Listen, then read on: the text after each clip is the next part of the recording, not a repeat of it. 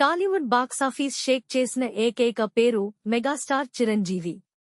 Screen మీద ఆయన స్టెప్పులు వేసినా, ఫైట్లు చేసినా థియేటర్లు దద్దరిల్లాల్సిందే. కానీ కోట్లాది మందికి స్ఫూర్తిగా నిలిచిన మన కొణిదెల శివశంకర వరప్రసాద్ గారు చిన్నప్పుడు ఎలా ఉండేవారో తెలుసా? ఆయన ఒక పోలీస్ కానిస్టేబుల్ కొడుకు. ఒకవైపు తండ్రి క్రమశిక్షణ, ఇంకోవైపు చిన్ననాటి అల్లరి. చిరంజీవి గారి అమ్మగారు అంజనాదేవి గారు, అలాగే తమ్ముడు నాగబాబు గారు వివిధ ఇంటర్వ్యూలలో చెప్పిన కొన్ని ఆసక్తికరమైన, నవ్వు తెప్పించే నిజాలు ఇప్పుడు చూద్దాం. చిరంజీవి గారి జీవితంలో ఎప్పటికీ మర్చిపోలేని ఒక చేదు మరియు తీపి జ్ఞాపకం ఉంది. అప్పట్లో ఆయనకు కేవలం 13 ఏళ్ల వయసు మాత్రమే. ఎన్టీఆర్ నటించిన రాము అనే సినిమా విడుదలైంది. మొదటి రోజే మొదటి ఆట చూడాలనే పిచ్చితో తన చిన్న తమ్ముడైన నాగబాబును కూడా వెంటేసుకుని థియేటర్కి వెళ్లిపోయారు చిరంజీవి గారు. ఎలాగోలా కింద కూర్చునే నేల టికెట్ కొనుక్కుని సినిమా చూశారు. కాని ఈ విషయం వాళ్ల నాన్నగారైన వెంకట్రావు గారికి తెలిసిపోయింది.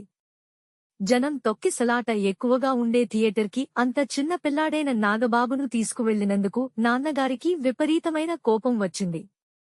థియేటర్ దగ్గరే ఉన్న కొబ్బరిమట్టను చీల్చి చిరంజీవి గారిని రోడ్డు మీద కొట్టుకుంటూ ఇంటి వరకు తీసుకువెళ్లారట.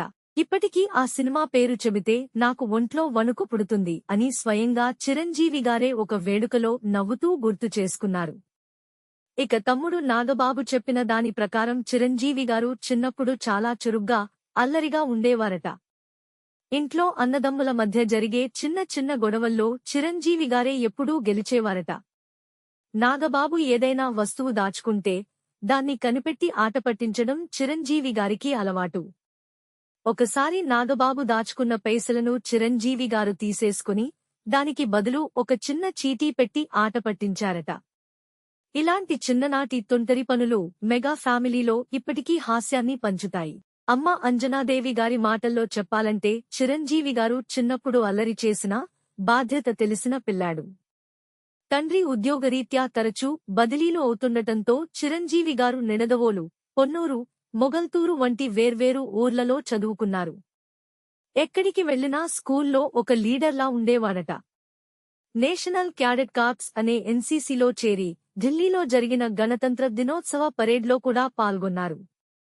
అమ్మ చేతి వంటల కోసం, ముఖ్యంగా అమ్మ చేసే చేపల పులుసు కోసం ఎంత అల్లరి చేసైనా సరే ముందుండేవాడట మన మెగాస్టార్. చిరంజీవి గారిలో నాయకత్వ లక్షణాలు చిన్నప్పటినుంచే ఉన్నాయి. అల్లరి చేసే వయసు దాటాక తమ్ముళ్లు నాగబాబు, పవన్ కళ్యాణ్ల బాధ్యతను ఒక తండ్రిలా భుజాన వేసుకున్నారు. మద్రాస్ ఫిల్మ్ ఇన్స్టిట్యూట్లో నటన నేర్చుకుంటూనే తన తమ్ముళ్లకు మంచి మార్గదర్శకత్వం ఇచ్చేవారు. అందుకే మెగా ఫ్యామిలీలో చిరంజీవి గారి మాట శాసనంలా నడుస్తుంది. ఈ వీడియో మీకు నచ్చితే లైక్ చేయండి మరియు షేర్ చేయండి.